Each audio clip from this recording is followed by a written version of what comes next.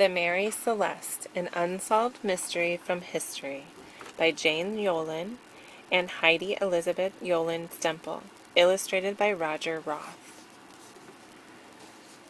When I grow up, I want to be a detective, just like my dad. He says I was born curious, which is just what a detective needs to be. What I'm most curious about now is my father's file of old mysteries that have never been solved. They have baffled people for years. Dad calls these cases open, but I call them history mysteries, and I am determined to figure them out. For each mystery, I read as much as I can about it. I keep a notebook in which I highlight the most important clues. Sometimes I draw a map and a timeline. And I always keep a list of important words that are special to the case to help me understand what has happened. The Mary Celeste is about a ship whose crew disappeared when they were on the high seas more than 120 years ago. The crew was never found. Though lots of people have ideas or theories about what might have happened, no one is sure. But Dad says no mystery is impossible to solve as long as you have enough clues. This is how the story goes.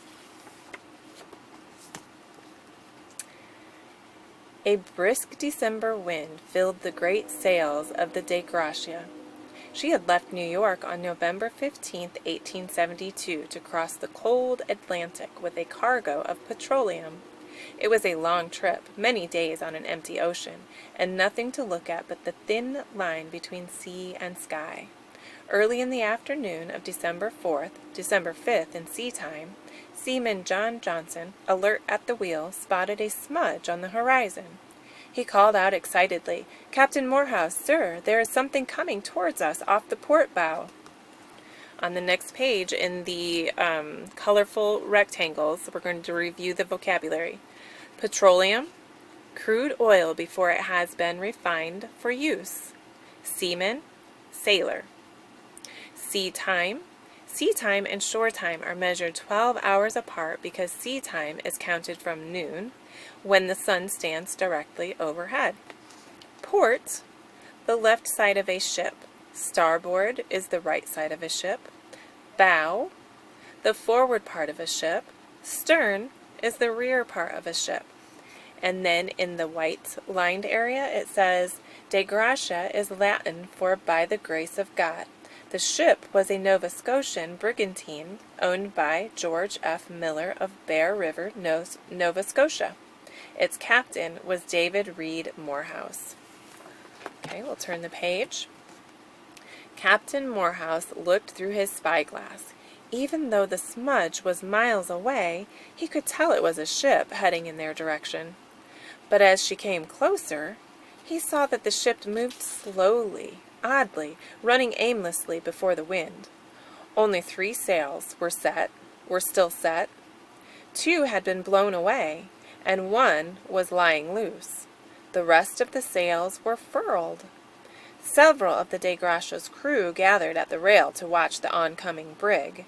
They all knew something was wrong. Okay, in the colorful rectangles with vocab, spyglass, a handheld telescope. Furled, something rolled up or fastened like a sail. Brig, short for brigantine, a 2-masted ship. And then in the white lined area, when sailors see a ship sailing towards them, they can tell by the way she is moving whether something is wrong. If she yawns badly, swinging erratically from the right or the left, sailors can easily see there is a problem, even from far away. They can also note if the sails are properly trimmed for the amount of wind that is blowing. Okay, next page in the yellow. "Get me Mr. DeVoe," ordered the captain. A seaman went below deck to rouse the first mate from his berth. By the time DeVoe joined the captain, the other ship was near. "Look," Morehouse said, handing the mate the spyglass. DeVoe looked and saw no one on deck. "But," he said, "they fly no flag of distress.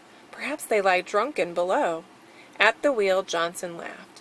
"They wouldn't if they had a captain like ours." Captain Morehouse laughed too, then said, "Let us hail them.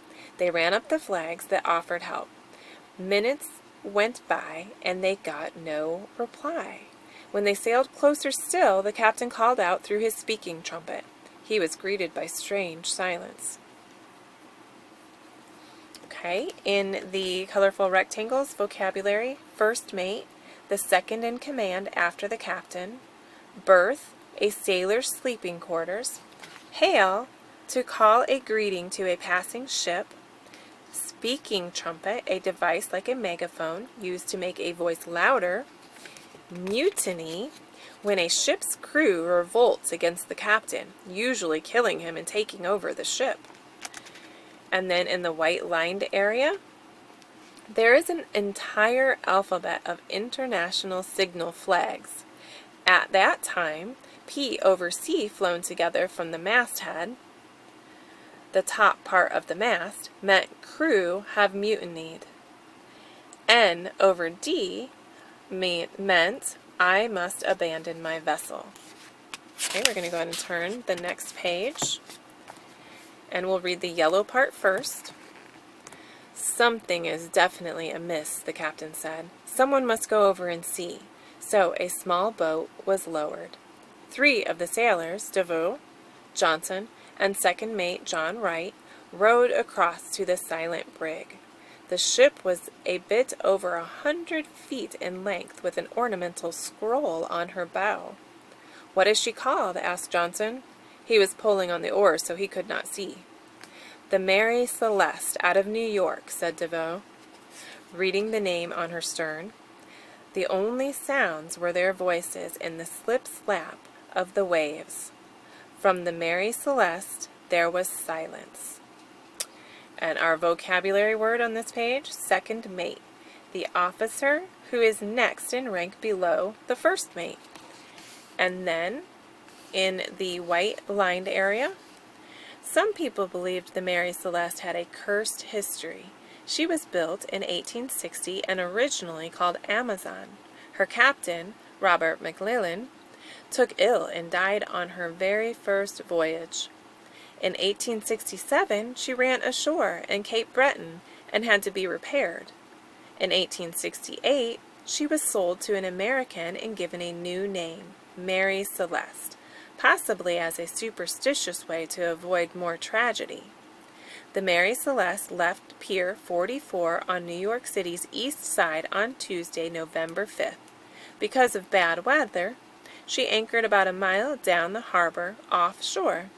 As soon as the weather cleared, she set sail again on November 7th with a light and favorable wind. When next seen on December 5th sea time, she was 600 miles west of Portugal. Okay, so that is today's lesson reading, and we will have another read aloud in a separate link. Also, please be sure to go back and you can rewind this recording and listen to parts again, or review and reread parts on your own or with your learning coach.